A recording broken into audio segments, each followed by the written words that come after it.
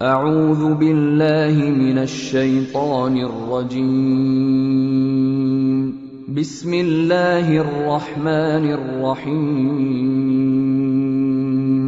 الحمد للہ رب العالمین الرحمن الرحیم مالک یوم الدین إياك نعبد وإياك نستعين اهدنا الصراط المستقيم صراط الذين أنعمت عليهم غير المغضوب عليهم ولا الضالين.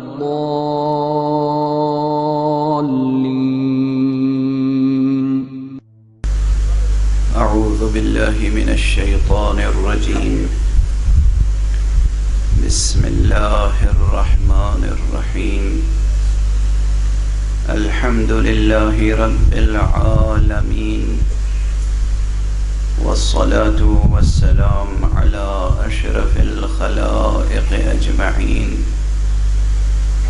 سيدنا وسيد الأولين والآخرين حبيبنا وحبيب إله العالمين امام المرسلین وخاتم النبیین ابی القاسم المصطفى محمد وعلى اہل بیتہ الطیبین الطاہرین الہداة المہدیین المعصومین المظلومین واللعنة الدائمة على أعداء الدين أجمعين. أما بعد فقد قال الله تعالى عز اسمه في محكم كتابه ومتقن خطابه. بسم الله الرحمن الرحيم. ياسين والقرآن الحكيم إنك لمن المرسلين على صراط مستقيم. صدق الله العلي العظيم.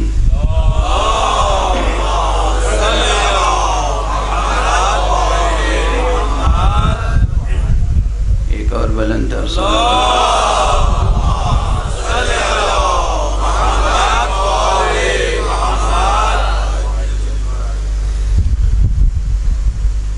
عزیزان گرامی اور مسلمانان حسینی، سورہ مبارکہ یاسین کی ابتدائی آیتیں گزشتہ 3 شبوں سے تلاوت کر رہا ہوں، اور انہی آیتوں کی روشنی میں کچھ سلسلہ فکر و نظر جاری ہے. ہر چند کہ میں نے خود ہی وعدہ کیا تھا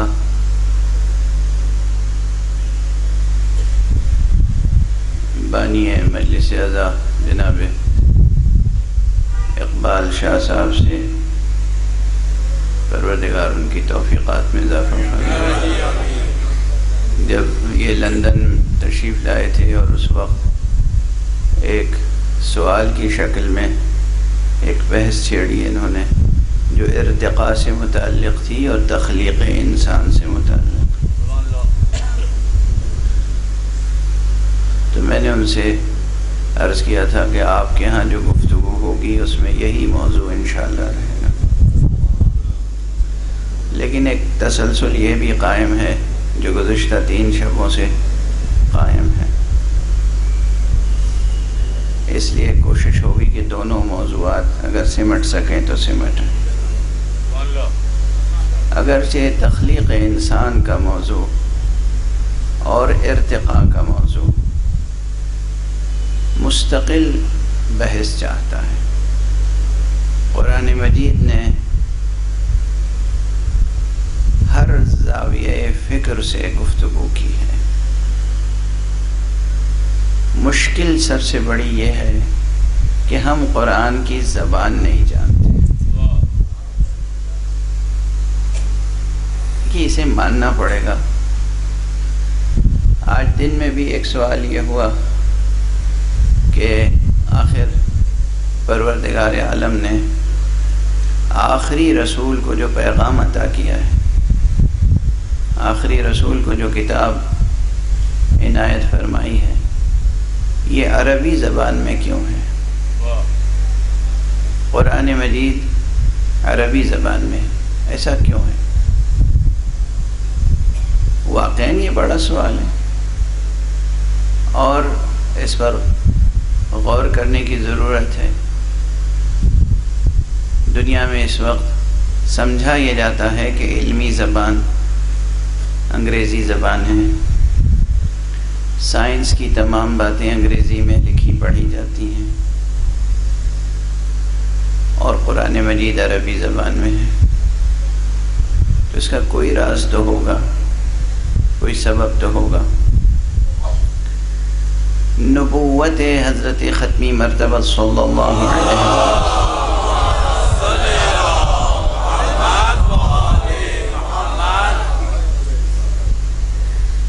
میں جن حضرات کو کوئی شک و شبہ نہیں ہے، یقین ہے، ان کے لیے فکر کی عمارت اٹھانے کے لیے ایک مضبوط بنیاد موجود ہے۔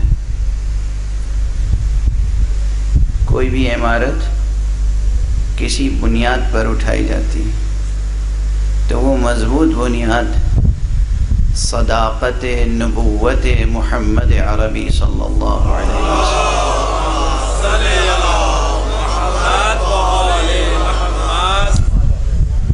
ظاہر ہے اس میں کوئی شک نہیں ہے، کسی شک کی گنجائش نہیں ہے۔ بہت سے مسیحی عیسائی ہم سے سوال کرتے ہیں کہ آپ کے نبی کی نبوت پر دلیل کیا ہے، اور ایک جملے میں اس کا جواب ہے،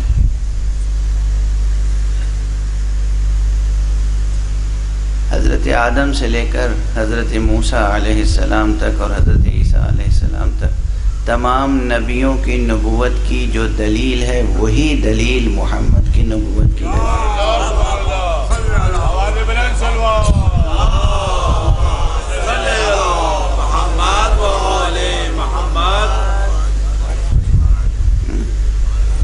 وہی دلیل۔ ان لوگوں کی کیا دلیل ہے؟ کیا چیز تھی ان کے پاس جو ہمارے محمد کے پاس نہیں تھی؟ جو دلیل نبوت آدم ہے، جو دلیل نبوت نوح ہے، جو دلیل نبوت موسیٰ علیہ السلام ہے، جو دلیل نبوت ابراہیم علیہ السلام ہے، جو دلیل نبوت یوسف علیہ السلام ہے، جو دلیل نبوت یعقوب علیہ السلام ہے، وہی دلیل نبوت محمد مصطفیٰ صلی اللہ علیہ وسلم۔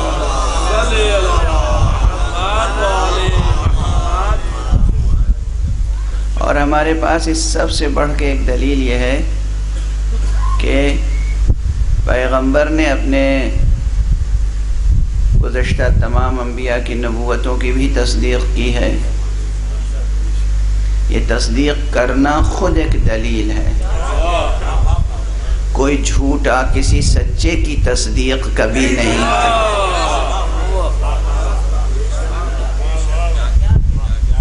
نفسیات ہے۔ جھوٹے مدعی تو سچے حقداروں کے دشمن ہوتے ہیں۔ جھوٹے مدعی ہمیشہ سچے حقداروں کے دشمن ہوتے ہیں، تکذیب کرتے ہیں، کیونکہ جھوٹے کے پاس وہ جوہر نہیں ہوتا، تو وہ چاہتا ہے کہ سچے کے پاس جو جوہر ہے اس جوہر کو کھوٹا ثابت کرے۔ محمد کے پاس وہ جوہر ہے کہ اسی جوہر پہ پرکھ کے دوسروں کا جوہر نکھرتا ہے۔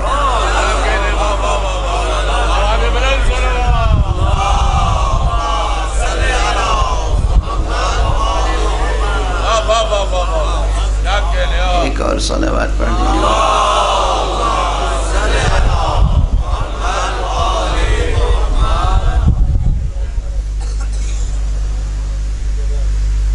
مسائل وہ ہیں جو یہ بھی تذکرہ کرنے سے تعلق رکھتے ہیں، کیونکہ اس وقت دنیا میں عجیب و غریب صورتحال ہے۔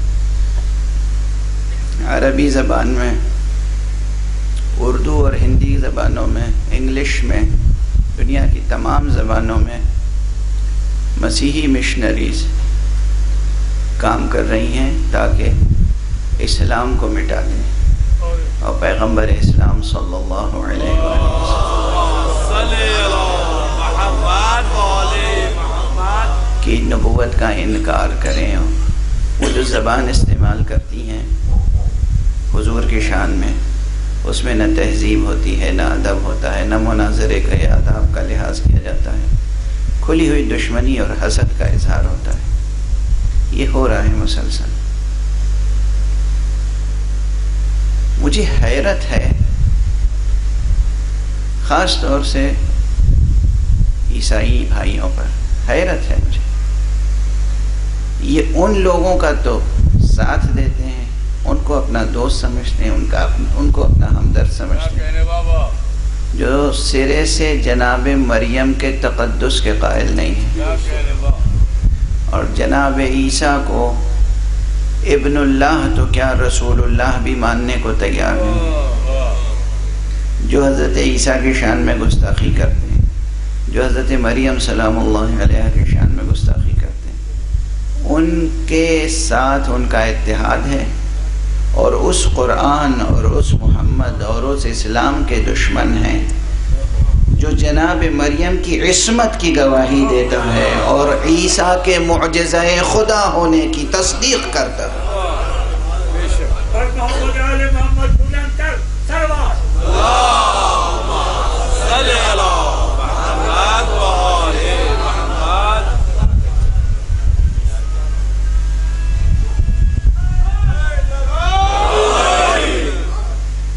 واقعی قابل غور بات ہے۔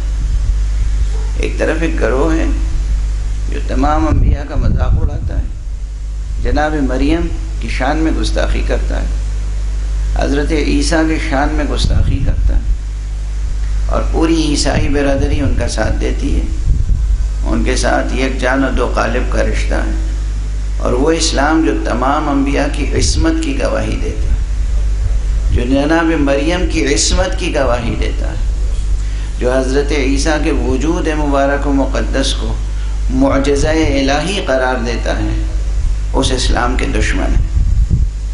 یہ بات معقول نہیں ہے، یہ بات معقول نہیں ہے۔ بہرحال کسی کی دشمنی سے اسلام مٹنے والا نہیں ہے۔ اسلام کی جڑیں حقیقت وجود اور فطرت سلیمہ میں پیوست ہیں۔ فطرت انسانی اور اسلام ایک کتاب کے دو صفحے ہیں۔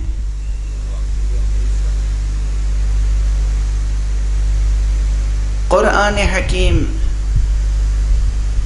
کی صداقت، میں پھر عرض کروں کہ جو لوگ نبوت محمد ابن عبداللہ صلی اللہ علیہ وسلم پر یقین رکھتے ہیں، اور کوئی وجہ نہیں ہے یقین نہ رکھنے کی، کسی کے پاس کوئی وجہ نہیں ہے یقین نہ رکھنے، جو یقین رکھتے ہیں ان کے لیے تو کوئی مسئلہ ہی نہیں ہے۔ کتاب قرآن مجید معجزہ حق ہے، معجزہ مصطفیٰ ہے، آخری نبی کا سب سے بڑا معجزہ ہے، اور اسی اعتبار سے سورہ مبارکہ یاسین میں بھی قسم کھائی جا رہی ہے، یاسین والقرآن الحکیم انک لمن المرسلین۔ اے میرے سید و سردار، اے سید کائنات، اے سید مخلوقات، اے انسان کامل، قرآن حکیم کی قسم تو رسولوں میں سے ہے۔ بلند صلوات پڑھیں۔ صلی اللہ محمد و آل محمد۔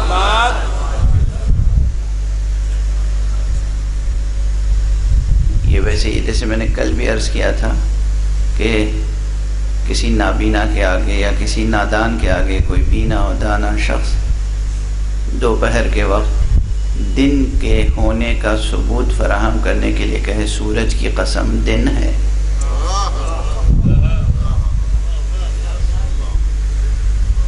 اسی طرح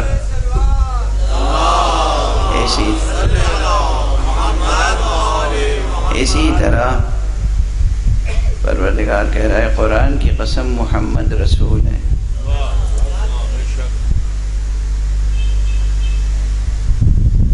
لیکن ذرا ٹھہر کر کہ قرآن بہرحال عربی زبان میں ہے، ہمیں عربی زبان سیکھنی ہوگی اور وہ عربی سیکھنی ہوگی جو قرآن کی عربی ہے۔ خود قرآن مجید، خود عربی زبان اپنی جگہ بے انتہا بلیغ زبان ہے، بے انتہا فصیح زبان ہے، فصاحت و بلاغت قرآنی کی کوئی نظیر نہیں ہے دنیا میں، یہ ایک بالکل الگ موضوع ہے۔ پھر قرآن کی فصاحت و بلاغت یعنی وہ بلاغت جس میں وہ پیغام سمو دیا گیا ہے جو قیامت تک آنے والے تمام افراد بشر کے ذہنوں کے لیے چیلنج ہے، تمام سوچنے والے ذہنوں کی تشفی کے لیے کافی ہے۔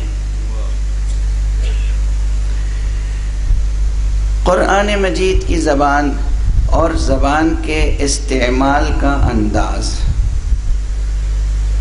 جب تک یہ زبان سمجھ میں نہیں آئے گی وہ مواقع سمجھ میں نہیں آئیں گے جہاں عام نگاہوں میں یہ شبہ ہوتا ہے کہ گویا تضاد ہے، دو الگ الگ بیانات ہیں۔ مجھے یاد ہے کہ اقبال شاہ صاحب نے کہا تھا دیکھیے تخلیق بشر کے لیے کہیں اللہ کہتا ہے کہ ہم نے تمہیں پانی سے پیدا کیا، کہیں اللہ کہتا ہے ہم نے مٹی سے پیدا کیا، کہیں کہتا ہے کہ ہم نے ایک قطرہ خون سے پیدا کیا۔ یہ تو بالکل الگ الگ بیانات ہیں، ان میں مطابقت کس طرح پیدا کی جا سکتی ہے؟ اس طرح تخلیق بشر کے سلسلے سے ہے بات، اسی طرح اور بہت سے مواقع قرآن مجید میں ہیں، لیکن مسئلہ ہے زبان کے سمجھنے کا، تسلسل بیان کے سمجھنے کا، سیاق و سباق کے سمجھنے کا، اور اس بات کے سمجھنے کا کہ قرآن مجید ارتقاء وجود اور ارتقاء ہستی اور ارتقاء کائنات اور خاص طور سے ارتقاء بشری کے تمام رخ پر روشنی ڈال رہا ہے۔ اب ظاہر ہے ہر موقع کو میں اگر تمام آیتیں کوٹ کروں اس وقت اور ان کی تشریح و توضیح کروں، بلکہ صرف ترجمہ بھی کر کے آگے بڑھنا چاہوں تو 1 گھنٹے سوا گھنٹے میں بیان ختم نہیں ہو سکتا، اور نہ میری طبیعت اس کی متحمل ہے اس وقت، نہ آپ حضرات کی طبیعتیں متحمل ہو سکیں گی، اس لیے میں کلی بات عرض کر رہا ہوں، کلیدی مطالب عرض کر رہا ہوں۔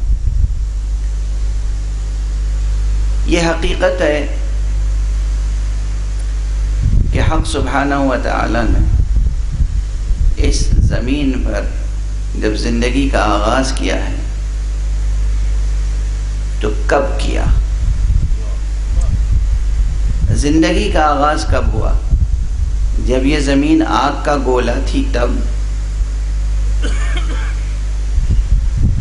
یا جب خاک کے گولے میں تبدیل ہو گئی تب؟ جب تک یہ آگ کا گولا تھی زندگی کا آغاز نہیں ہوا تھا۔ جب آگ ٹھنڈی ہو گئی تب زندگی کا آغاز ہوا، یعنی زندگی کا بیج بویا گیا خاک میں۔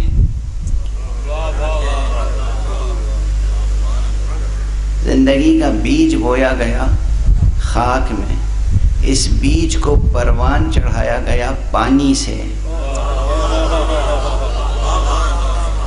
اور اس خاک اور پانی کے رشتے کو حرارت آگ کے شعلے سے نہیں سورج کی روشنی سے دی گئی۔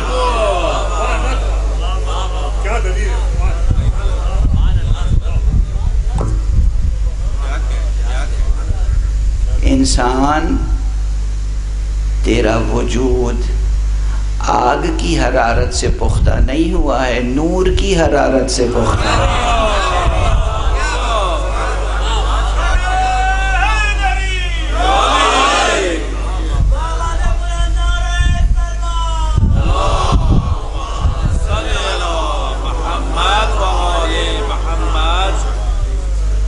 آگ کی حرارت سے نہیں پکایا گیا آپ کو، نور کی حرارت سے آپ کو پختہ کیا گیا۔ اب یہ مراحل ہیں اور یہ حکمت الہی ہے، یہ حکمت الہی ہے، یہ حکمت الہی ہے۔ اب اس میں پہلا انسان جو بنا وہ خاک کا پتلا تھا، اس کے بعد جو انسانوں کا سلسلہ قائم ہے وہ ایک خاص تعلق سے اور ایک خاص انداز سے قائم ہے۔ ان تمام فیزز کو، ان تمام مراحل کو قرآن مجید نے مختلف آیتوں میں پیش کیا ہے، اس لیے ان میں تضاد نہیں ہے، ایک تسلسل کا بیان ہے۔ یہ اور بات ہے کہ قرآن مجید کی آیتوں میں اس تسلسل کی رعایت نہیں کی گئی ہے جو تسلسل سطحی ذہن چاہتا ہے۔ ہم جب کوئی کتاب لکھتے ہیں تو ہمارا تسلسل بالکل الگ ہوتا ہے،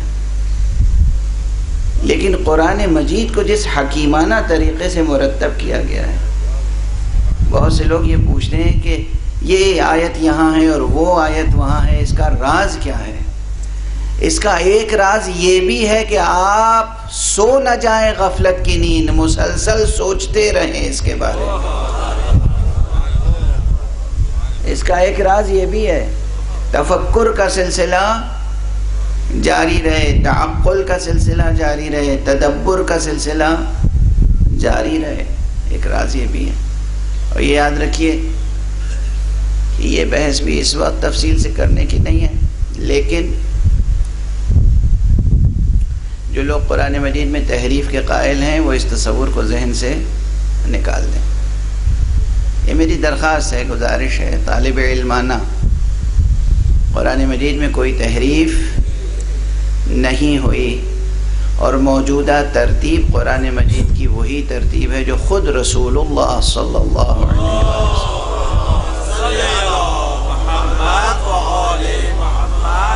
نے یہ ترتیب دی ہے۔ جب بھی کوئی آیت نازل ہوتی تھی تو حضور حضرت علی علیہ السلام سے اور بعض دوسرے حضرات سے لکھواتے تھے اور فرماتے تھے اس آیت کو فلاں مقام پر لکھنا، اس آیت کو فلاں مقام پر لکھنا، اس آیت کو فلاں سورے میں لکھنا، اس آیت کو فلاں سورے میں لکھنا۔ خود حضور حکم فرماتے تھے، اور قرآن مجید لکھنے والا سب سے مقدس ہاتھ امیر المؤمنین علی ابن ابی طالب۔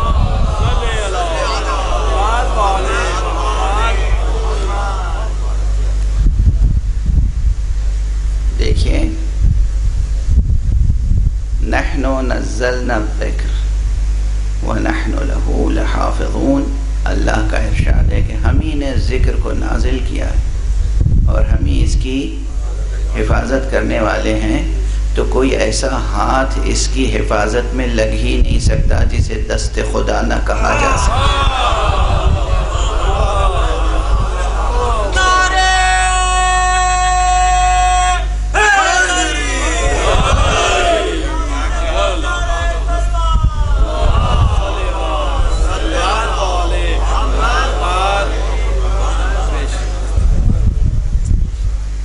دیکھیے، معجزہ تلوار میں نہیں ہوتا، معجزہ ہاتھ میں ہوتا ہے۔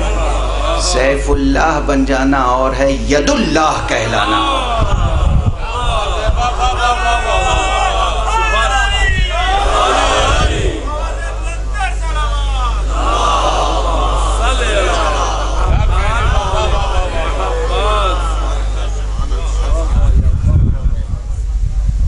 عبد اللہ کا لقب سوائے امیر المومنین علی ابن ابی طالب کی.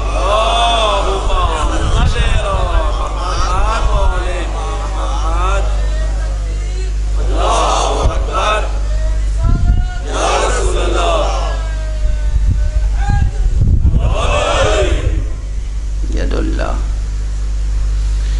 بہرحال اس ید اللہ نے ہی قرآن مجید کو محفوظ رکھا ہے. قرآن حق سبحانہ و تعالی نے نازل فرمایا اور سب سے پہلے قرآن کا ظرف اولی کون سا ہے؟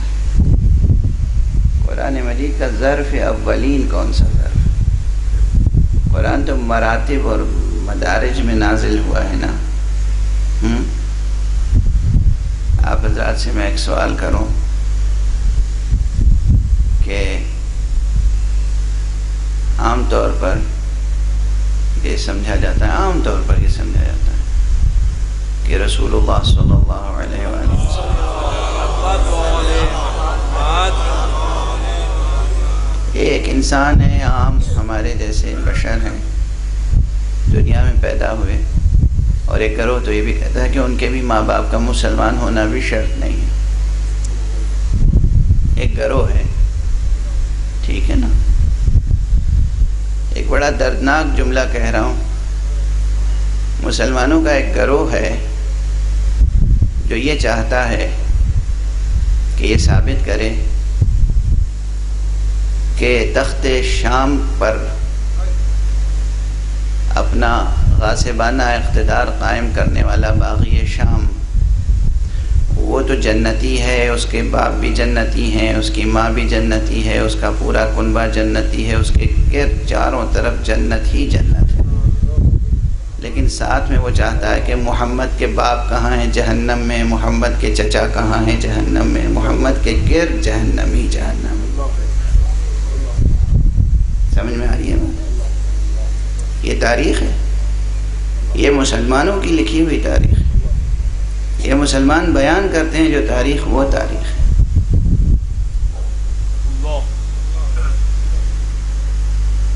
ان مسائل کو ڈسکس کرنا چاہیے یا نہیں کرنا چاہیے؟ یہ چیپٹرز بند کر دیے جائیں. ایک طرف ایک پورا مکتب فکر اب بھی زندہ موجود ہے. مدینہ منورہ میں پیغمبر اکرم صلی اللہ علیہ وآلہ وسلم کے والد کی قبر مبارک تھی. وہ قبر مبارک کب توڑی گئی؟ 1924 میں. توجہ ہے. اور کہتے ہیں ہم نے اس لیے یہ قبر توڑی تاکہ شرک نہ ہو، بت پرستی نہ ہو. اور رسول کی ایک حدیث کو پیش کرتے ہیں کہ رسول کی اس حدیث کی روشنی میں ہم نے اس قبر کا نشان مٹایا. رسول کی اس حدیث کو ہم سچی کیسے مان سکتے ہیں؟ اس لیے کہ رسول نے خود مدینے میں حکومت کی ہے. اگر قبر کا نشان مٹانا ضروری تھا تو خود رسول نے اپنی زندگی میں اس قبر کا نشان کیوں نہیں مٹا دیا؟ 1924 تک کیسے باقی رہا یہ نشان؟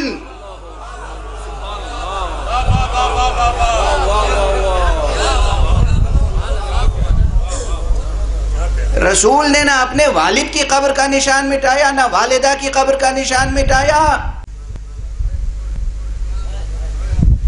1924 تک انتظار رہا رسول کو کہ آپ آئیں اور دین کو مکمل کریں.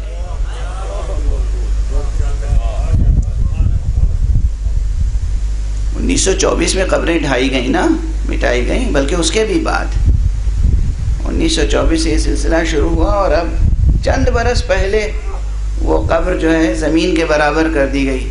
کیوں؟ رسول کی حدیث ہے کہ جو قبر تمہیں نظر آئے اسے زمین کے برابر کر دو. یہی کام ابھی موصل میں ہو رہا ہے. جو عراق میں شہر موصل میں ایک خلافت مآب تشریف لائے ہیں، ان کا سب سے بڑا فیصلہ کیا ہے؟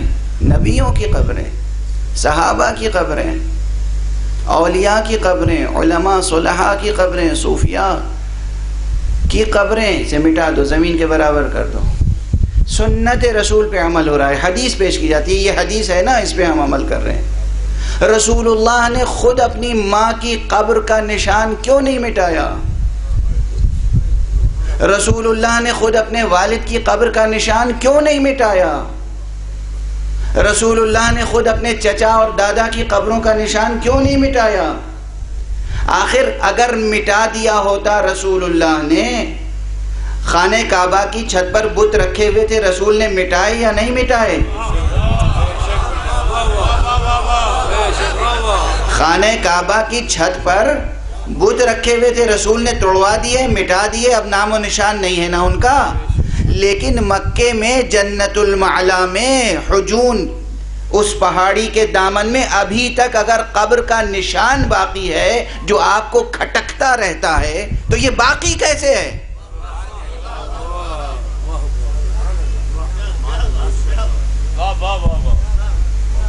رسول نے خود اپنی حدیث پہ عمل نہیں کیا، آپ کے لیے چھوڑ دیا کہ آپ 20ویں صدی میں پیدا ہوں گے اور 21ویں صدی میں پیدا ہوں گے تو عمل کریں گے۔ توجہ ہے، آپ صبر فرمائیں، اب میری گفتگو آگے بڑھنے دیں، صلوات پڑھیں محمد۔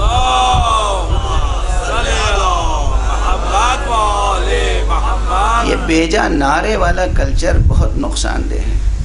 جوانان عزیز، میرے بچوں، جوانوں، عزیزوں، نعرے کا موقع ہوتا ہے،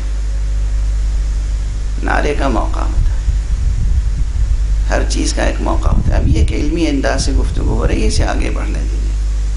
ایک صلوات پڑھیے محمد۔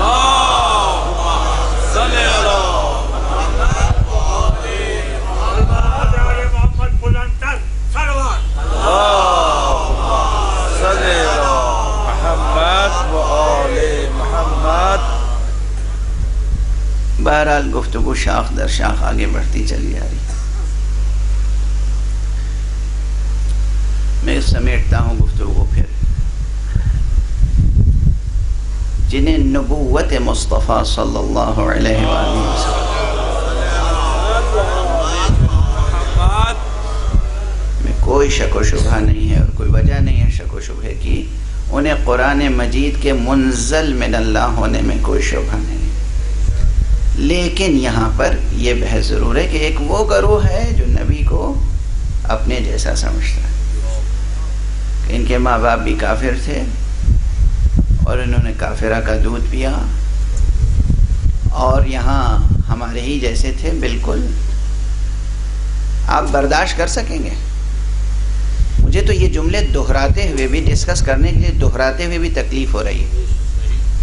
آج اسی حجاز میں جو مرکز اسلام ہے، ایسے لئیم، ایسے ذلیل، ایسے کافر موجود ہیں جنہیں بہت بڑا عالم، داعیہ، اسلام پیش کرنے والا سمجھا جاتا ہے، اور وہ کہتے ہیں کہ رسول اللہ اپنے دوستوں کو شراب ہدیے میں پیش کیا کرتے تھے، بلکہ شراب بیچا بھی کرتے تھے۔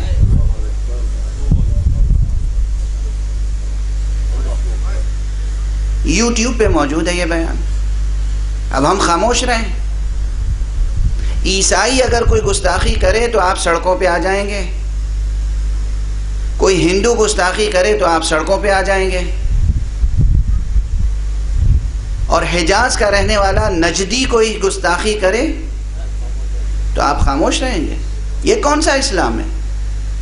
یہ کون سی وفا ہے محمد مصطفیٰ صلی اللہ علیہ وسلم؟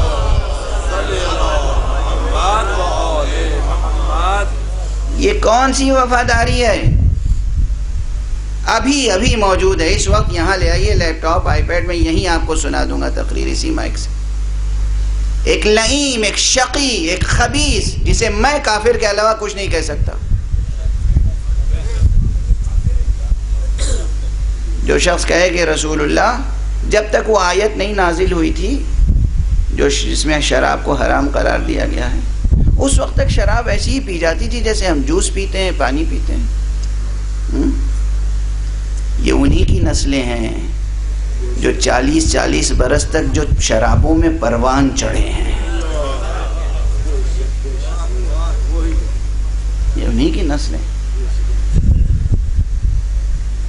یہ تاریخ عرب میں ایسے افراد گزرے ہیں، تاریخ عرب میں ایسے شعراء باز گزرے ہیں، ایسے حکماء، ایسے بزرگ گزرے ہیں دور جاہلیت میں، زمانہ جاہلیت میں، جو خود شراب نہیں پیتے تھے اور کہتے تھے کہ دوسروں کو بھی منع کرتے تھے، اور کہتے تھے کہ ایسی چیز ہم کیسے پی سکتے ہیں کہ جسے پینے کے بعد خود ہماری عقل سلامت نہ رہے. ایسی چیز ہم کیسے پی سکتے ہیں کہ جس کے پینے کے بعد ہم محارم کا احترام قائم نہ رکھ سکیں. اب میں اپنے اسلوب میں کہہ رہا ہوں، لیکن بہرحال بعض بچے نہیں سمجھ پائیں گے. اگر انسان یہ فرق نہ کر سکے کہ ہمارے سامنے کون کھڑا ہے، ماں کھڑی ہے، بہن کھڑی ہے، بیٹی کھڑی ہے، بیوی کھڑی ہے، اپنا کوئی ہے عزیز یا غیر ہے، اس کے ساتھ ہمیں کیا سلوک کرنا چاہیے، کیا نہیں کرنا چاہیے، کیا لفظ ادا کرنا چاہیے زبان سے، کیا نہیں ادا کرنا چاہیے. اگر کوئی چیز انسان کے اس شعور کو سلب کر لے تو وہ چیز کبھی اچھی نہیں ہو سکتی. یہ چیز عرب کے جاہل شعراء جانتے تھے.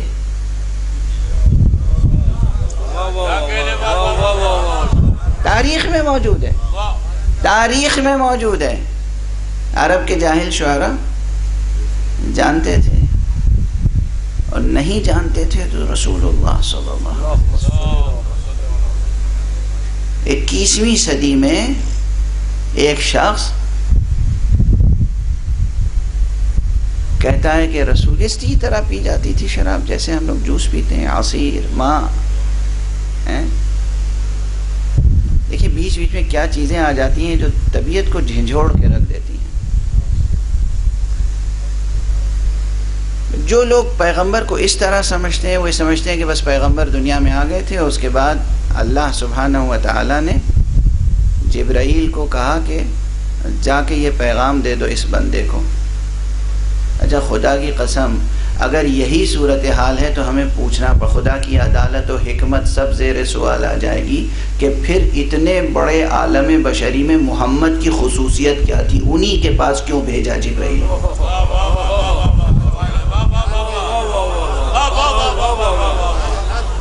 اگر محمد ہمارے ہی جیسے تھے، نعوذ باللہ خاکم بدہن، اگر محمد میں ابو سفیان میں کوئی فرق نہیں تھا، اگر محمد میں ابو لہب میں کوئی فرق نہیں تھا، اگر محمد میں اور ابو جہل میں کوئی فرق نہیں تھا، اگر ہمارے ہی جیسے تھے، عام انسانوں جیسے تھے، تو اللہ نے جبرائیل محمد ہی کے پاس کیوں بھیجا؟ یہ سب سے پہلے ہم قیامت میں اسی سے سوال کریں گے.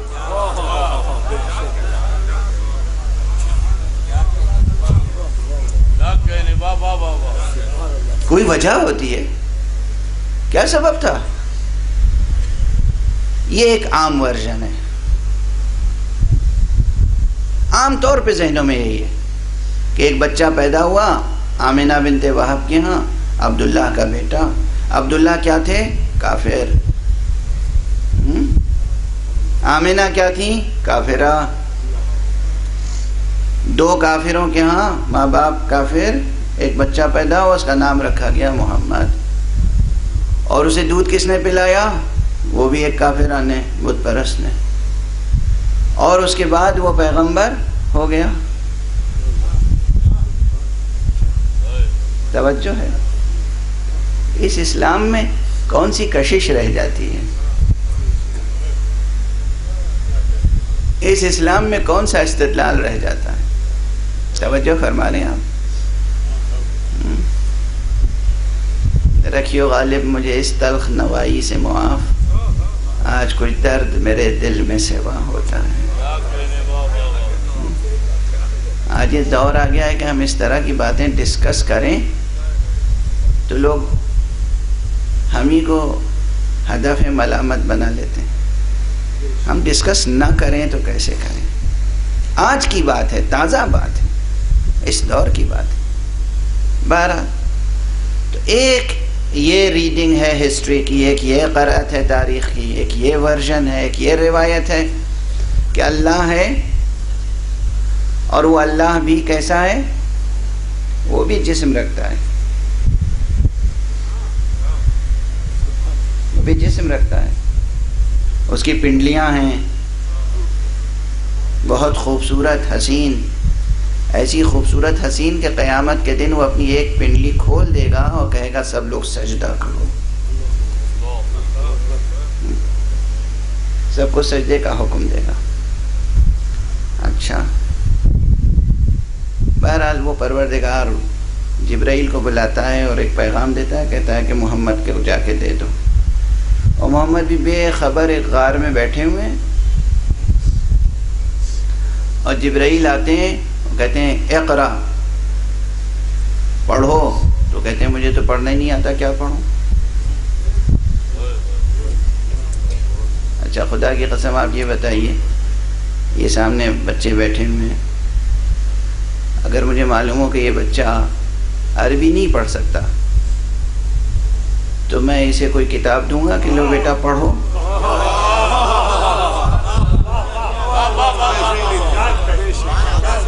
دنیا کا کوئی معمولی شعور رکھنے والا، معمولی عقل رکھنے والا، اگر اسے معلوم ہو کہ سامنے بیٹھے ہوئے لوگ، ہمیں معلوم ہے آپ پاکستان کے ماشاءاللہ شہری ہیں، آپ سب اردو پڑھ لیتے ہوں گے، مگر فرینچ کے بارے میں مجھے یقین نہیں ہے کہ فرینچ پڑھ لیتے ہیں یا نہیں، ڈویچ زبان پڑھ لیتے ہیں یا نہیں، یا مثلا ہیبرو پڑھ لیتے ہیں یا نہیں۔ اب میں آپ کو ہیبرو کی کوئی کتاب لا کے دوں، حکم پڑھیے، آپ میرا منہ دیکھیں، کہیں آپ مذاق کر رہے ہیں، یا آپ دیوانے ہیں یا مجھے دیوانہ سمجھ رکھا ہے؟ اللہ علیم ہے، عالم ہے، حکیم ہے، قادر ہے، قدیر ہے، لطیف ہے، خبیر ہے، سمیع ہے، بصیر ہے۔ اللہ ایک بندے کو جو پڑھنا نہیں جانتا اسے کہہ رہا ہے پڑھو۔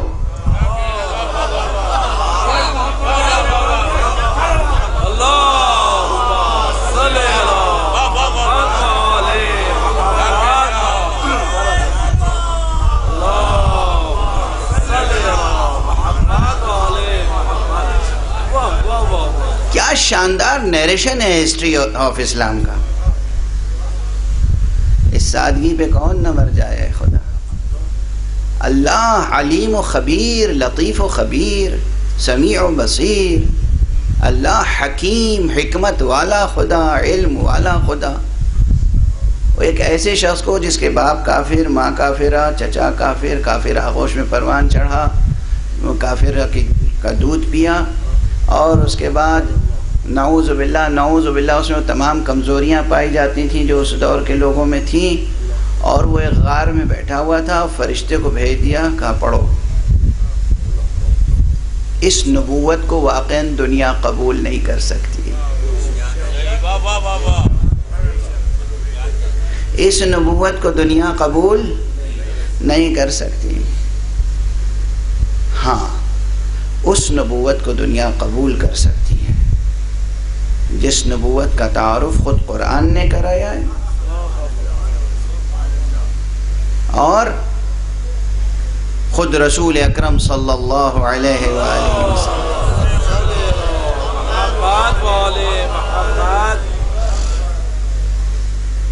گفتگو ذرا کئی شعبوں میں تقسیم ہو گئی، لیکن بہرحال شاخ در شاخ گفتگو پیدا ہو ہی جاتی ہے۔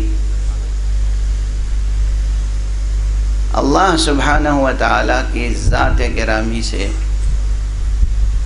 یہ کلام قرآن کیسے صادر ہوا اور نبی تک کیسے پہنچا، یہ تحقیق طلب مسئلہ ہے۔ عقل انسانی مجبور ہے کہ اس مسئلے پر تحقیق کرے۔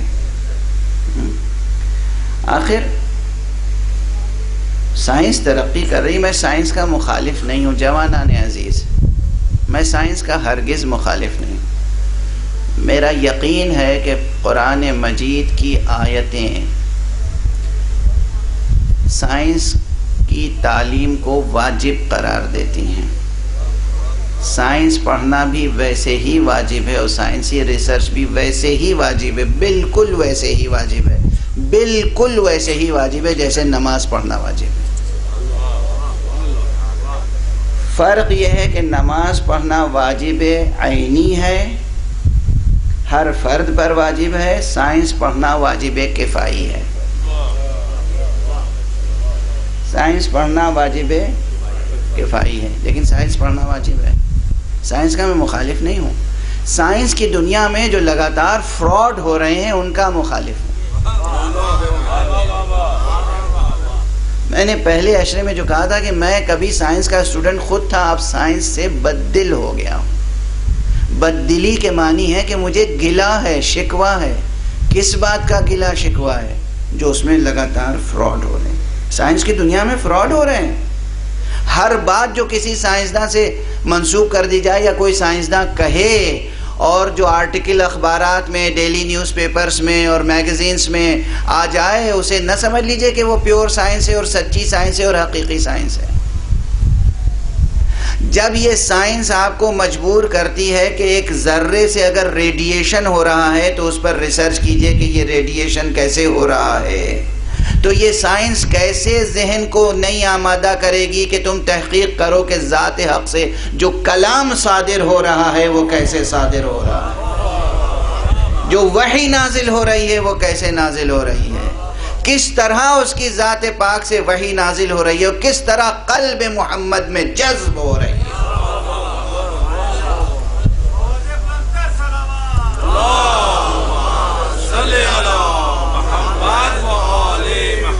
ایک اور صلوات۔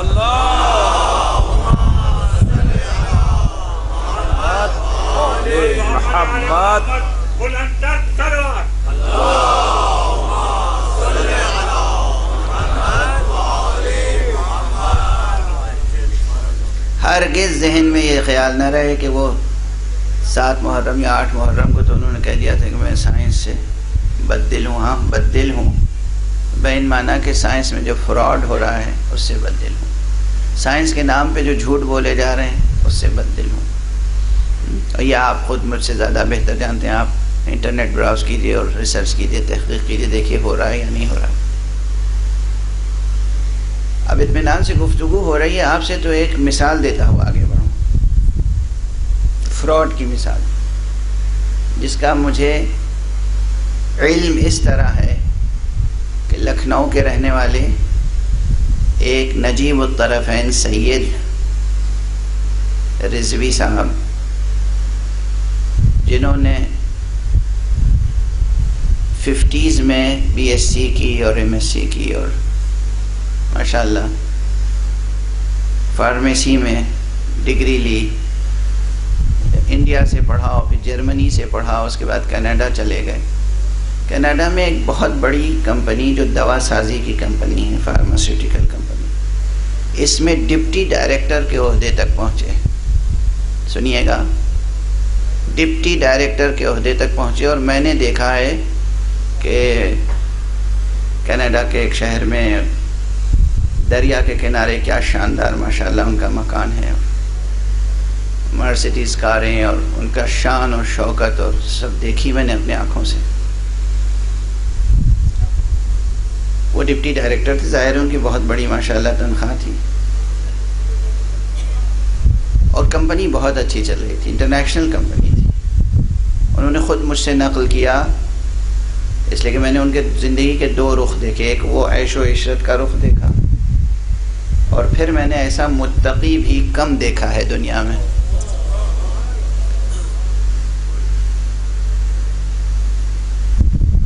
اور آج تک اب وہ اس دنیا میں نہیں ہے، پروردگار ان کی روح کو بلندیاں عطا فرمائے۔ یہ آپ سب جوانوں کے لیے بطور خاص عبرت کی بات ہے کہ انسان کو اپنا ضمیر کبھی نہیں بیچنا چاہیے۔ ابھی میں مصائب نہیں پڑھ رہا ہوں لیکن ایک جملہ کہوں، امام حسین علیہ السلام نے روز عاشورہ جو خطبہ ارشاد فرمایا تھا اس میں یہ بھی کہا تھا کہ ان لم یکن لکم دین، اگر تمہارے لیے دین نہیں ہے کوئی، اگر تمہارا کوئی دین نہیں ہے، اگر تم خدا اور آخرت کا خوف نہیں رکھتے ہو تو فَكُونُوا أَحْرَارًا فِي دُنْيَاكُمْ، کم سے کم تم اپنی دنیا میں آزاد مردوں کی طرح تو زندگی بسر کرو. حریت، آزادی، حریت. آپ کس آزادی کی بات کر رہے ہیں؟ کس حریت کی بات کر رہے ہیں؟ 21ویں صدی میں امام حسین نے کس حریت کی طرف بلایا ہے؟ کس فریڈم اور کس آزادی کی طرف بلایا ہے؟ اس کی ایک مثال یہ دے رہا ہوں کہ وہ ڈپٹی ڈائریکٹر کے عہدے پر تھے. 3 ڈپٹی ڈائریکٹرز تھے اور ایک ظاہر ڈائریکٹر اور کمپنی کے اونر وہ کوئی یہودی صاحب تھے، اور 2 ڈپٹی ڈائریکٹرز بھی یہودی تھے. یہ ایک سید صاحب تھے، سید شیعہ، اثنا عشری، مسلمان، حسینی، عزادار، ماتمدار. خدا کی قسم میری نگاہوں میں ان کا چہرہ، میں جب کبھی فضائل میں بھی امام حسین کا نام آ جاتا تھا تو ان کی آنکھوں میں آنسو آ جاتے تھے. عجب سرشاری تھی ان کو امام حسین کی ذات سے.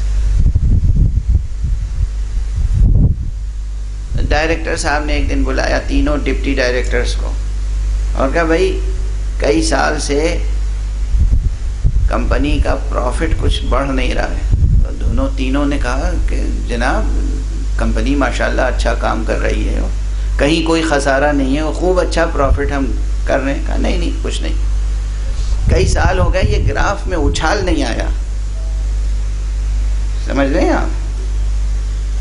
تو کہا ہم محنت میں کوئی کمی نہیں کر رہے، کہیں کوئی کسر نہیں ہے، دن رات محنت ہو رہی ہے اور کوئی کہیں نقصان نہیں ہوا، ایک آنے پائے کا نقصان. کہا وہ سب ٹھیک ہے مگر اچھال نہیں آیا بھائی، اضافہ نہیں ہوا. کہا پھر ہم کیا کر سکتے ہیں، جیسا آپ حکم فرمائیں. کہا میں نے یہ تدبیر سوچی ہے کہ ہم کچھ رقم مخصوص کرتے ہیں، پہلے ٹیلی ویژن پر اور تمام میڈیا میں ایک نئی بیماری انٹروڈیوس کرتے ہیں. ہم یہ خبر نشر کریں گے کہ ایک نئی بیماری آئی ہے، نیا وائرس آیا ہے، اور اس کا نتیجہ یہ ہوگا کہ انسانوں پہ خوف چھا جائے گا،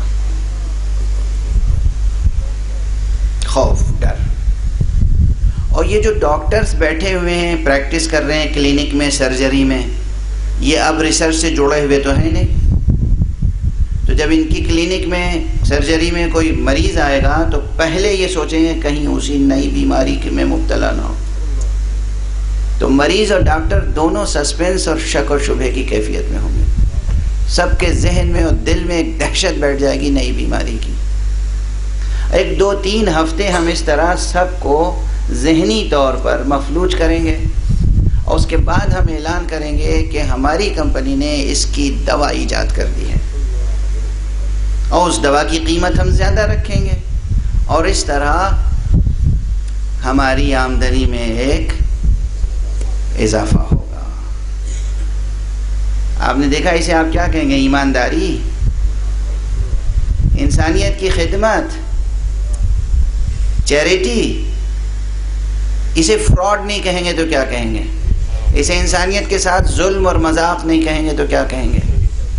اس سید رضوی نے کچھ نہیں کیا، فوراً سننے کے بعد وہیں اپنا ریزگنیشن سائن کیا اور کہا سر یہ آپ کی خدمت میں ہے، میں انسانوں کے ساتھ یہ مذاق اور یہ ظلم نہیں کر سکتا، میں اس میں شریک نہیں ہو سکتا.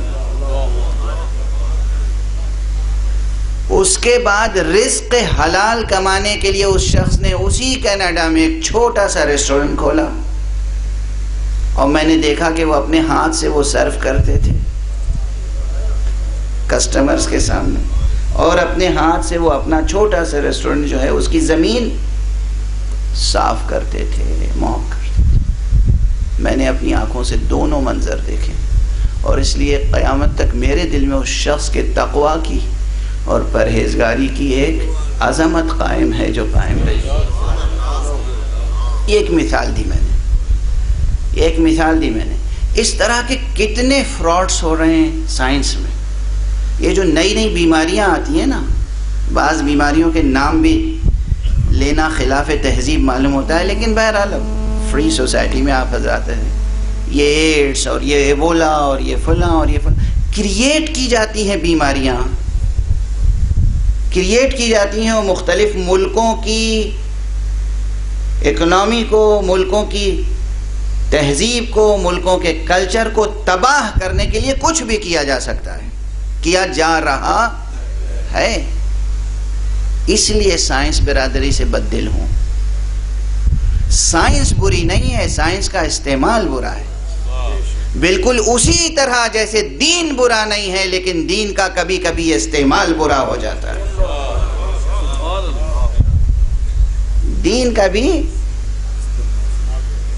دین کا بھی استعمال برا ہو جاتا ہے۔ ہر سائنسداں برا نہیں ہے، ہر دیندار برا نہیں ہے۔ سائنسداں تب قابل نفرت ہے جب وہ سائنس کا استعمال انسانیت کے خلاف کرے۔ دیندار تب بے دین کہلاتا ہے جب دین کا نام لے کر انسانیت اور دین کے خلاف کام کرے۔ توجہ ہے؟ بہرحال آپ آتے ہیں قصیدہ سننے اور میں شہر آشوب سنانے لگتا ہوں۔ ایک صلوات پڑھ دیجیے۔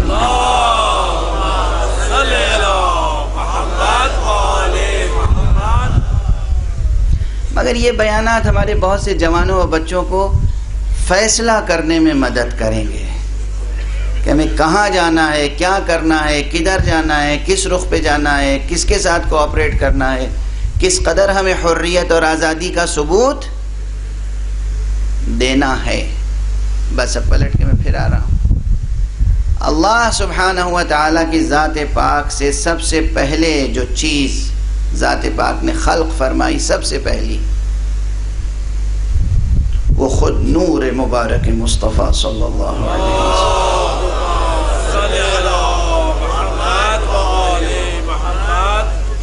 حضرت نے خود فرمایا ہے اول ما خلق اللہ نوری، سب سے پہلے اللہ نے میرا نور خلق فرمایا۔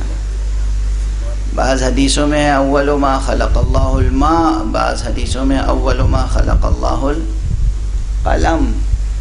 یہ سب لقب الگ الگ ہیں، ذات ایک ہے، ذات ایک ہے۔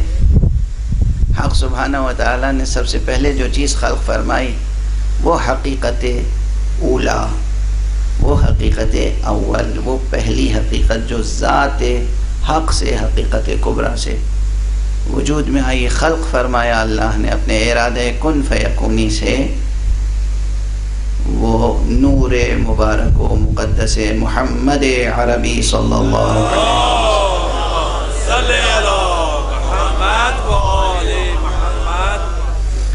اچھا آپ بتائیے، جب کوئی نہ تھا، اللہ تھا اور اس کی مخلوق اول، تو اللہ کی معرفت کسے رہی ہوگی؟ جو بھی مخلوق ہے اول۔ اللہ ایک کاز آف دی کازز، یا کاز ہے ایک ایفیکٹ ہے، تو ایفیکٹ کو اور کاز میں کوئی رشتہ ہے یا نہیں ہے؟ علت و معلول میں کوئی رشتہ ہے یا نہیں؟ اللہ سبحانہ و تعالی خالق ہے اور ایک مخلوق ہے اور کوئی نہیں ہے اس کے علاوہ، تو اس خالق کی معرفت کسے ہوگی؟ اسے ہوگی جو اس کے بعد پیدا ہوا، اور جو اس کے بعد پیدا ہوا وہ اس کی معرفت اس کو دے گا جو پہلے پیدا ہوا ہے۔ سمجھ میں آ رہی ہے یہ بات؟ تو اب سمجھ میں آتی ہے کہ محمد استاد جبرائیل ہوں گے یا جبرائیل استاد محمد ہوں گے؟ کون کس کا استاد ہوگا بھائی؟ کون کس کا استاد ہوگا؟ جبرائیل محمد کے استاد ہوں گے یا محمد جبرائیل کے استاد ہوں گے؟ محمد جبرائیل کے استاد ہوں گے نا۔ نہیں، یہاں پروٹوکول کا کچھ اور تقاضا ہے۔ محمد بھی براہ راست جبرائیل کے استاد نہیں ہوں گے، محمد کا شاگرد جبرائیل کا استاد ہوگا۔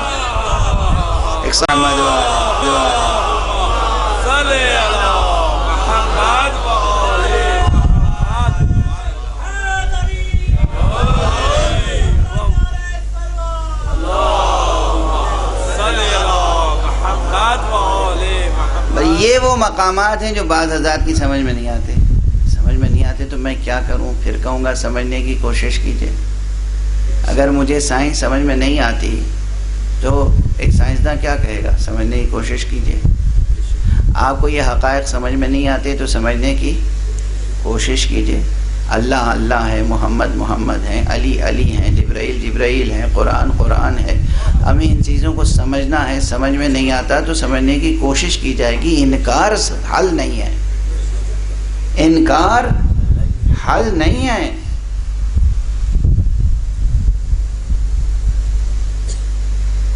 بات بہت دور تک چلی گئی. یہ عام طور پہ میرے ساتھ ہوتا ہے جب طبیعت خراب ہوتی ہے. اسی لیے ہمارے میزبان جو ہیں نجم الحسن جعفری صاحب، وہ فرماتے ہیں کہ مولانا کو خوب تھکا دو، طبیعت خراب ہوگی تو دیر تک مجلس پڑھیں گے. مگر وہ میرے ایک انہی کے یہاں کے ذاکر اول مجھ سے پہلے جو مجلسیں پڑھا کرتے تھے، حیدر مہدی حلوری صاحب مرحوم، پروردگار ان کے درجات بلند فرمائے. بہت اچھے خطیب تھے، بہت مقبول بارگاہ معصومین تھے. ان کے انتقال کی شب میں نے جو خواب دیکھا تھا وہ اس پہ دلیل ہے کہ وہ مولا کے مقبول ذاکر تھے. لیکن وہ ازراہ مزاح مجھ سے کہا کرتے تھے کہ میاں اپنا خیال رکھنا، چونکہ مجھ سے بڑے تھے، بہت بڑے تھے، اپنا خیال رکھنا، اس قوم کو تم جانتے نہیں ہو. اگر ممبر پر ذاکر کا دم بھی نکل جائے تو یہ افسوس نہیں کریں گے، کہیں گے واہ سبحان اللہ کیا اچھی موت پائی ہے.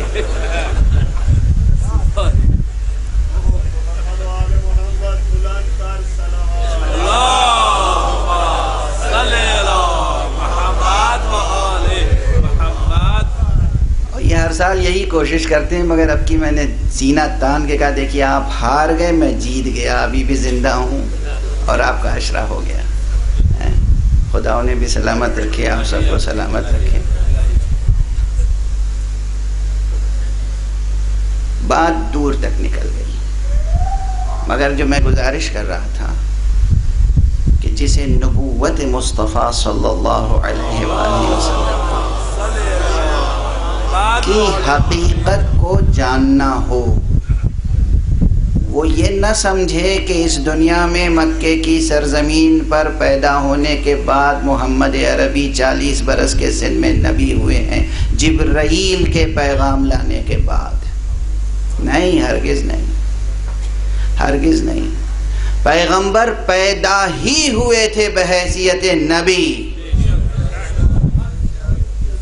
اسی لیے اس سے پہلے میں اسی جگہ اقبال شاہ صاحب کے ہاں یہ جملہ کہہ چکا ہوں کہ جو لوگ سوال کرتے ہیں کہ پیغمبر پر نبوت ختم کیوں ہو گئی، میں جواب دیتا ہوں کہ پیغمبر کے علاوہ یعنی محمد ابن عبداللہ کے علاوہ اور کسی پر نبوت ختم ہو ہی نہیں سکتی تھی. اس لیے کہ اصل نبوت، جوہر نبوت، حقیقت نبوت منحصر ہے ذات محمد ابن عبداللہ.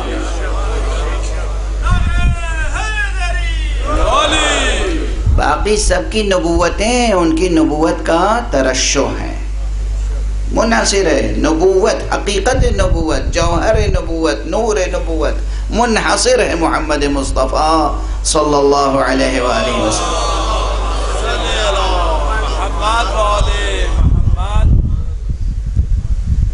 اسی لیے آپ کا وہ ارشاد گرامی بھی ہے کہ کنت نبیا وآدم بین الماء والطین، یا کنت نبیا وآدم بین الروح والجسد. میں اس وقت بھی نبی تھا جب آدم آب و گل کے درمیان تھے. میں اس وقت نبی تھا جب آدم آب و گل کے درمیان تھے. اب یہ حدیث اگر کسی کی سمجھ میں نہ آئے تو یہی تو کہا جا سکتا ہے کہ سمجھنے کی کوشش کیجیے، اور کیا کہا جا سکتا ہے. اچھا، سمجھنے کی کوشش کرنے کی درخواست کرنا بھی کیا گناہ ہے؟ آپ نے اپنی عقلوں کو باندھ لیا ہے اور جو آپ نے سمجھ لیا ہے اس کے علاوہ کچھ سمجھنا بھی نہیں چاہتے. یہ تو انصاف کی بات نہیں ہے. جو کچھ بھی ہے اسے سمجھنے کی کوشش کیجیے. پیغمبر تب سے نبی ہیں. پیغمبر کے ساتھ یہ ہوا ہی نہیں کہ پیدا کیا بحیثیت بشر پھر بنا دیا نبی. نہیں، پیغمبر کو بنایا ہی نبی، بنایا ہی نبی. یہ اور بات ہے کہ انسانوں سے تعارف کرانے میں وقت لگا. انسانوں کے درمیان بھیجنے کے لیے حکمت متقاضی ہوئی کہ سب سے پہلے نبی بنایا اور سب کے آخر میں بھیجا. اور جو کچھ جبرائیل علیہ السلام کے ذریعے پیغمبر پر نازل کیا،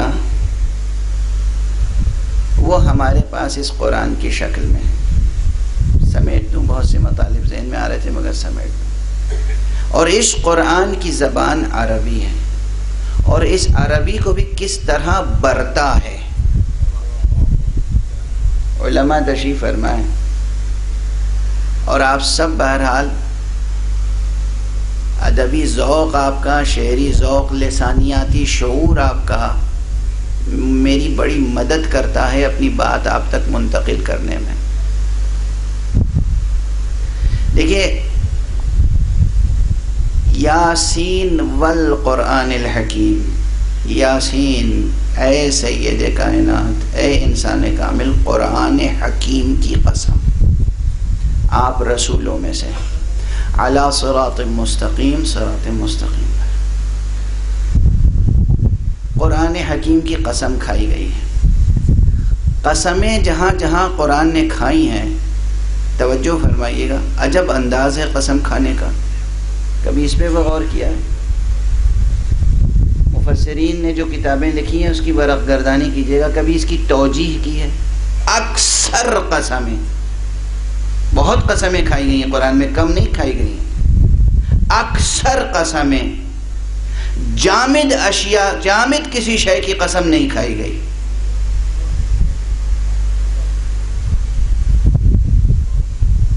بالکل فکری اور ادبی نکتہ ہے، کسی جامد شے کی قسم نہیں کھائی گئی کہیں پر، بلکہ کسی نہ کسی حرکت کے ساتھ اس شے کو، یا کسی نہ کسی شرط کے ساتھ، کسی نہ کسی خاص وصف کے ساتھ، کسی نہ کسی خاص حالت کے ساتھ قسم کھائی گئی۔ مثلا صرف یہ نہیں کہا گیا کہ سورج کی قسم،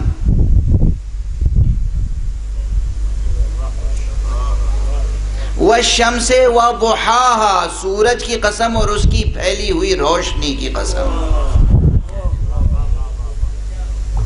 ذرا قسم کھانے کا انداز دیکھیں۔ چاند کی قسم ہم آپ کرتے تو کیا کرتے؟ چاند کی قسم، اللہ نے صرف یہ نہیں کہا والقمر، والقمر اذا تلاہا، چاند کی قسم جب وہ سورج کے پیچھے پیچھے چلے۔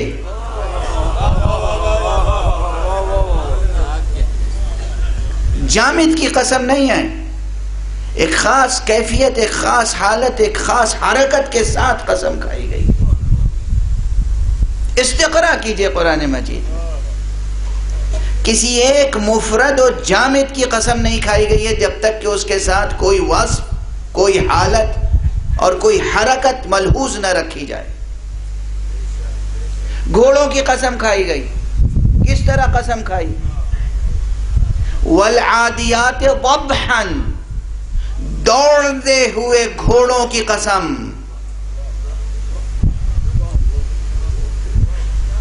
صرف گھوڑوں کی قسم نہیں، توجہ ہے، اور وہ بھی ان کی رفتار کی اس انتہا کی قسم جب ٹاپوں سے چنگاری نکلنے لگی۔ میں تو صرف چند مثالیں دے رہا ہوں۔ صبح کی بھی قسم جہاں کھائی ہے، وہاں ایک جگہ یہ بھی کہا گیا صبح کی قسم جب صبح سانس لے۔ اللہ اکبر۔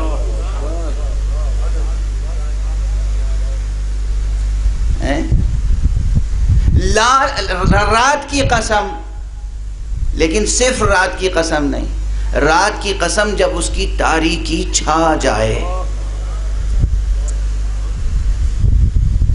جہاں بھی کسی چیز کی قسم کھائی گئی ہے وہاں ایک وصف، ایک حرکت، ایک حالت کے ساتھ قسم کھائی گئی ہے، اس میں کوئی دلیل ہوگی۔ اسلوب قسم یوں ہی نہیں، جیسے عام اسلوب قسم ہے، قرآن کا اسلوب قسم وہ نہیں ہے۔ ویسے قرآن جب ایبسٹریکٹ گفتگو کرتا ہے تو صرف حرفوں میں گفتگو کرتا ہے، الف لام میم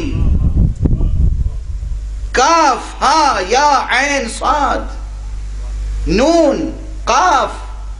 جب ایبسٹریکٹ لہجہ ہوتا ہے تو یہ بھی شان ہوتی ہے، لیکن جب قسم کھاتا ہے تو یہ بھی شان ہوتی ہے کہ کسی جامد اور کسی مفرد شے کی قسم نہیں کھاتا، اکثر قرآن مجید حرکت کے ساتھ قسم کھاتا ہے، کسی وصف کے ساتھ۔ بہت فکر انگیز باب ہے یہ، اور یہاں بھی صرف قرآن کی قسم نہیں کھائی گئی، قرآن کی قسم کھائی گئی وصف حکمت کے ساتھ، والقرآن الحکیم، قرآن حکیم کی قسم آپ رسولوں میں سے ہیں۔ میرا خیال ہے وقت تو گزر چکا، لیکن بہرحال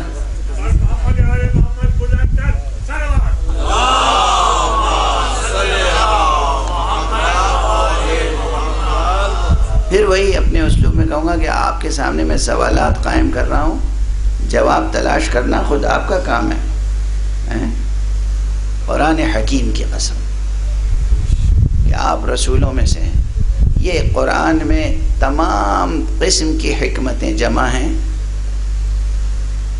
تمام قسم کے فلسفے قرآن مجید میں جمع ہیں۔ اگر آپ فلسفہ تاریخ کو سمجھنا چاہیں اور صحیح نظریہ تاریخ قائم کرنا چاہیں تو بھی، فلسفہ وجود کو سمجھنا چاہیں تو، فلسفہ علم کو سمجھنا چاہیں تو، قرآن مجید میں تمام حکمتیں اور تمام فلسفے جمع ہیں، حوادث کے فلسفے بھی جمع ہیں، آنے والے وقتوں میں جو حادثے ہوں گے ان کے فلسفے بھی جمع ہیں، گزر گئے جو حادثے ان کا بیان بھی موجود ہے، فلسفہ تاریخ بھی ہے، بیان تاریخ بھی ہے، سب کچھ ہے اس قرآن مجید میں۔ صرف قرآن کی زبان کی تہداری کو سمجھنے کی ضرورت ہے اور اس کی گہرائیوں میں اترنے کی ضرورت ہے، چاہے وہ فلسفہ ارتقاء ہو، چاہے تخلیق بشری ہو، چاہے تخلیق آدم نوری ہو یا تخلیق آدم خاکی، چاہے تخلیق آدم خاکی ہو اور چاہے تخلیق آدم نوری، قرآن مجید رہنمائی کے لیے موجود ہے، بشرطے کہ ہم زبان قرآن سے آشنا ہو جائیں۔ زبان قرآن سے آشنا ہونے کے لیے زبان کی ان اداؤں پہ غور کرنا پڑے گا۔ اسلوب قسم ساری دنیا کے ادب میں ہے، ساری دنیا کے ادب میں ہے، ہر شاعر قسم کھاتا ہے مختلف قسم کی، ہر ادیب قسم کھاتا ہے، مگر قرآن شاعری نہیں ہے، قرآن عام ادب نہیں ہے۔ قرآن جب قسم کھاتا ہے تو اس اسلوب سے قسم کھاتا ہے کہ فکر انسانی حرکت سے محرک تک پہنچنے کے لیے راستے پا جائے، تغیر کو دیکھ کر اس حقیقت تک پہنچے کہ جو اس تغیر کے پیچھے ایک ثابت حقیقت ہے۔ توجہ فرمانے، قسم ہے قرآن کی، اللہ اکبر۔ بس گفتگو سمیٹ دو، اتنی گفتگو کافی ہے۔ قرآن مجید جن وجودات میں سمویا ہوا ہے وہ وجودات وہ ہیں کہ جن میں ثبات ہے اور تغیر ہے، جمود نہیں ہے۔ ثبات الگ چیز ہے، جمود الگ چیز ہے۔ میں تعلی نہیں کر رہا ہوں، بچے نہیں سمجھیں گے کہ تعلی کسے کہتے ہیں، تو سمجھا دوں کہ میں شیخی نہیں کر رہا ہوں، دعویٰ نہیں کر رہا ہوں کوئی جھوٹا، صرف ایک جملہ، پوری تقریر سے ایک جملہ اگر کسی کے ذہن میں رہ جائے اور وہ سوچتا رہے تو میں سمجھتا ہوں کہ یہ بھی ایک ماحصل مجلس ہے۔ ثبات الگ ایک چیز ہے، جمود الگ ایک چیز ہے۔ قرآن ثبات کی طرف بلاتا ہے، جمود کی طرف نہیں بلاتا۔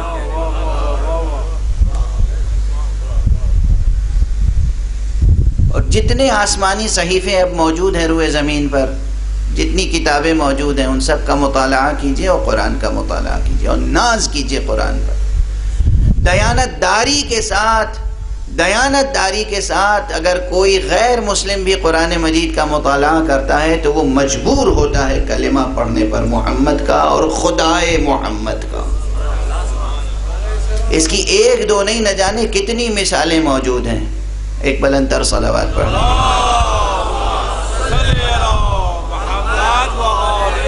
اس کی نہ جانے کتنی مثالیں موجود ہیں، ایک دو نہیں کتنی مثالیں موجود ہیں کہ غیر مسلمین نے، پڑھے لکھوں نے، فلسفیوں نے، سائنسدانوں نے قرآن کا مطالعہ کیا اور اس کے بعد اسلام اختیار کر لیا اور محمد مصطفیٰ صلی اللہ علیہ وآلہ وسلم کی نبوت پر ایمان لے آئے، اللہ کی وحدانیت پر ایمان لے آئے، اس وحدانیت پر جو محمد نے تعلیم فرمائی، اس وحدانیت پر جو علی مرتضیٰ نے تعلیم فرمائی، اس وحدانیت پر جو آل محمد نے تعلیم فرمائی۔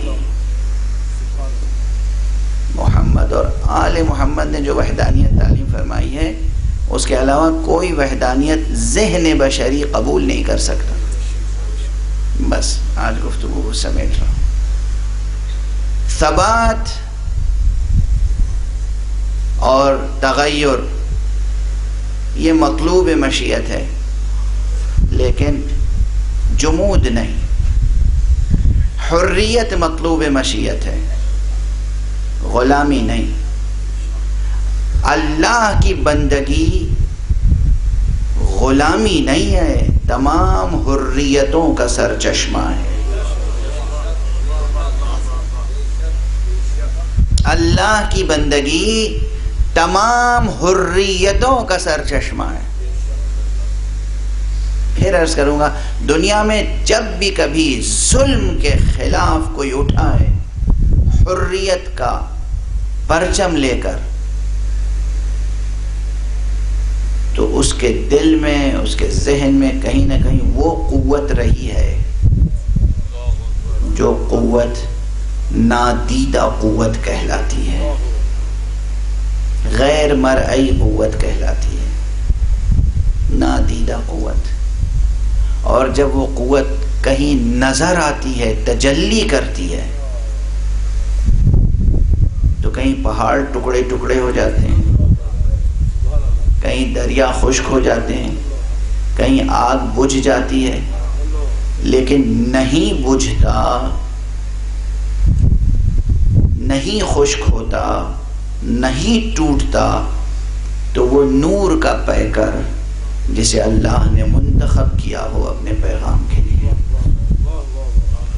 اور ان پیکروں میں جو تجلی ہوتی ہے، وہ تجلی ایسی ہوتی ہے کہ وہ تجلی کبھی پامال نہیں ہو سکتی، چاہے جسم پامال ہو جائے۔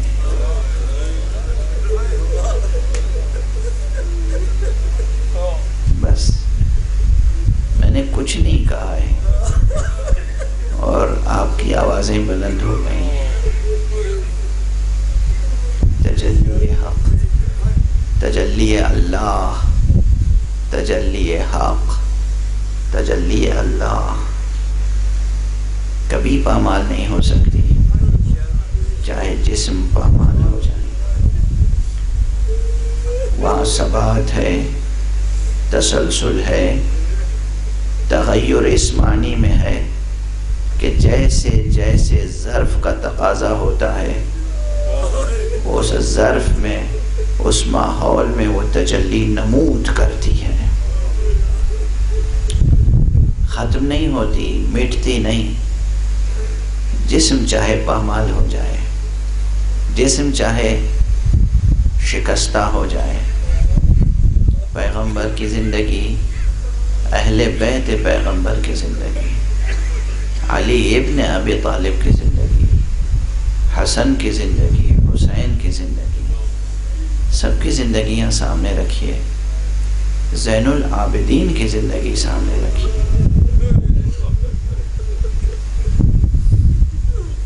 14 محرم ہے۔ یہ جملہ میں ہمیشہ کہتا ہوں، خود گریہ کرتا ہوں، آپ گریہ کرتے ہیں۔ آقا حسین کے مصائب کی کوئی انتہا نہیں ہے، آقا امیر المومنین کے مصائب کی بھی کوئی انتہا نہیں، خود رسول اللہ کے مصائب کی بھی کوئی انتہا نہیں۔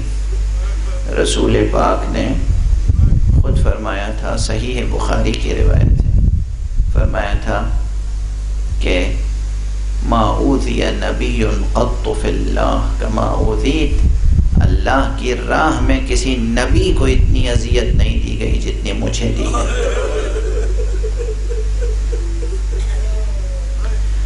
تو سرکار رسالت کے مصائب کی کوئی انتہا نہیں ہے، لیکن ان مصائب کی تفصیل ہمیں آل محمد کی تاریخ میں ملتی ہے۔ علی ابن ابی طالب کو کس طرح سجدے کے عالم میں شہید کیا گیا، حسین کو کس طرح سجدے کے عالم میں شہید کیا گیا، حسین کا سر سجدے میں قلم ہوا ہے۔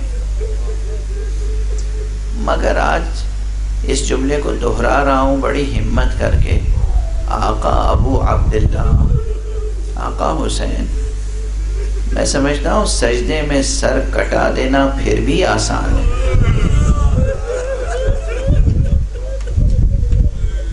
مگر ہاتھوں میں ہتھکڑیاں، پاؤں میں بیڑیاں، کمر میں لنگر، گلے میں خاردار طوق، اور اس کیفیت میں مسلسل نمازیں پڑھنا، مسلسل نمازیں پڑھنا، یہ وہ قربانی ہے جو قربانی حضرت زین العابدین علی ابن الحسین نے پیش کی۔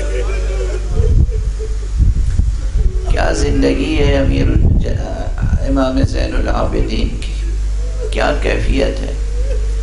بس معال مجلس حاصل ہو جائے، پروردگار اس مجلس کو قبول فرمائے، آپ کے گریے کو قبول فرمائے۔ 2-3 فقرے اور عرض کر لوں۔ امام زین العابدین کی امامت کا پہلا دن کیسا اندوہناک دن،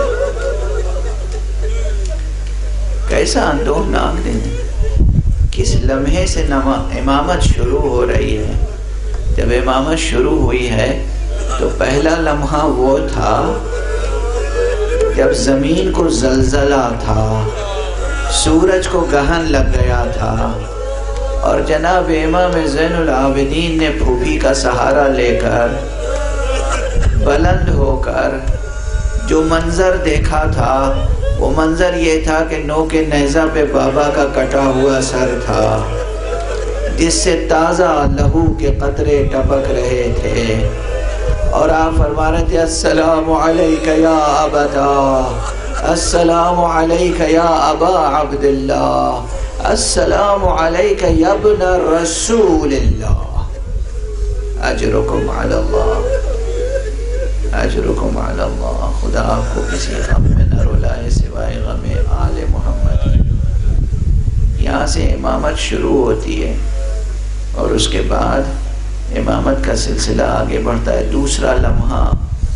دوسرا لمحہ یہ تھا کہ دیکھا اشقیاء کی فوج خیموں کی طرف آ رہی ہے، گویا ابھی سلام کیا ہے بابا کو، اور دوسرا منظر یہ ہے کہ اشقیاء کی فوج خیموں کی طرف آ رہی ہے، ہاتھوں میں مشعلیں ہیں، مگر یہ مشعلیں کس لیے ہیں؟ تاکہ خیموں میں آگ لگائیں۔ بیویوں نے آتی ہوئی بھیڑ کو دیکھا اور ایک خیمے میں سمٹ گئیں، اس خیمے میں دشمنوں نے آگ لگا دی، جب اس خیمے سے نکل کے دوسرے خیمے میں گئیں، اس خیمے میں آگ لگا گئی، اس کے بعد تیسرے خیمے میں گئیں، اس میں آگ لگا دی۔ جب سب بیویاں اس خیمے میں جمع ہو گئیں جہاں امام زین العابدین تھے، سب بیویاں ہیں، بی بی زینب ہیں، ام کلثوم ہیں، لیلی ہیں، رباب ہیں، مخدرات عصمت ہیں، ان کی کنیزیں ہیں، بچیاں ہیں، تو ایک مرتبہ اس خیمے میں بھی آگ لگا دی۔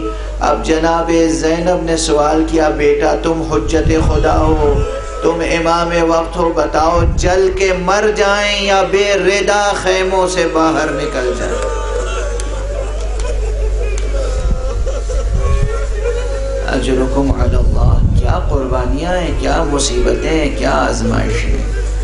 تم حجت خدا ہو، تم امام وقت ہو، تم بتاؤ ہم جل کے مر جائیں یا خیموں سے باہر نکل جائیں؟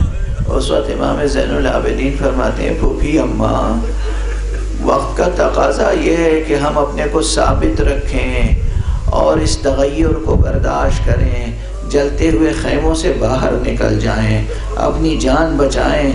گویا فرما رہے تھے پھوپھی اماں بابا نے قربانی دی ہے، اس قربانی کی تفسیر ابھی باقی ہے، ابھی کوفے کے بازاروں میں آپ کو خطبہ دینا ہے، ابھی شام کے دربار میں آپ کو خطبہ دینا ہے، ابھی تاریخ کربلا کو محفوظ کرنا ہے۔ پھوپھی اماں اس قافلے کو لے کر آگے بڑھیں، خیمے سے نکل جائیں۔ جناب زینب چھوٹے چھوٹے بچوں کو لے کے، سب کو لے کے خیمے سے باہر آ گئیں۔ خیمے کے شعلے بھڑکنے لگے، سید سجاد ابھی انہی شعلوں کے درمیان ہیں۔ اب زینب بے چین ہیں، بار بار شعلوں کی طرف جاتی ہیں، پیچھے ہٹ جاتی ہیں۔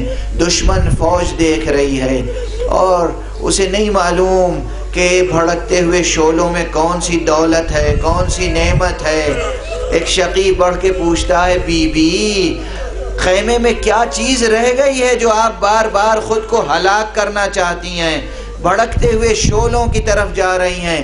بی بی نے کوئی جواب نہیں دیا اور ایک مرتبہ ہمت کر کے شعلوں میں آگے بڑھیں اور اپنی پشت پر اب وہ بار لے کر آئی ہیں کہ دیکھنے والی آنکھوں نے دیکھا ایک بیمار ہے، ایک نحیف، جسے بچا کر جناب زینب لے کر آ رہی ہیں۔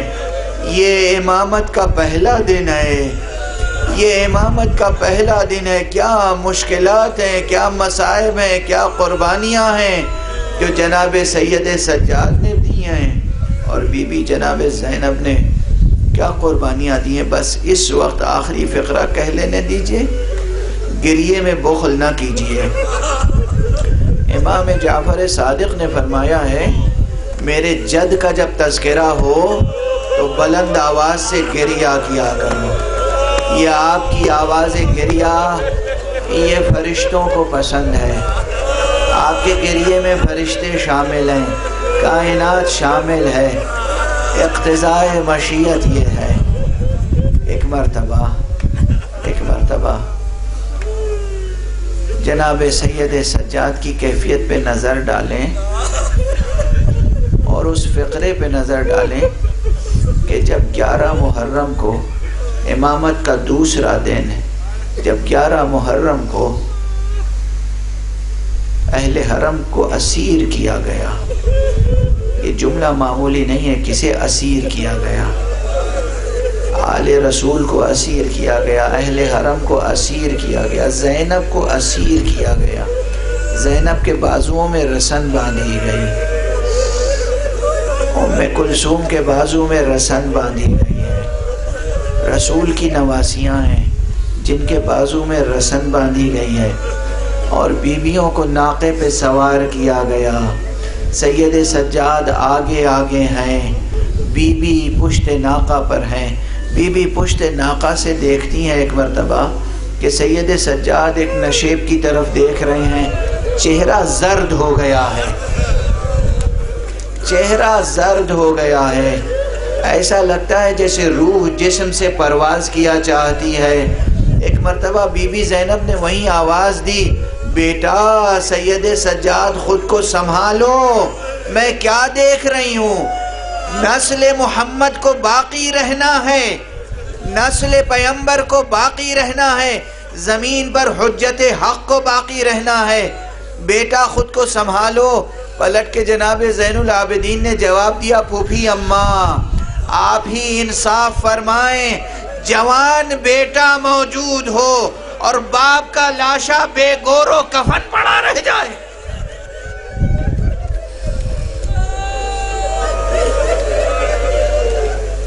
انا للہ و انا الیہ راجعون، انا للہ و انا الیہ راجعون، انا للہ و انا الیہ راجعون، رضا بقضائہ و تسلیما لامرہ۔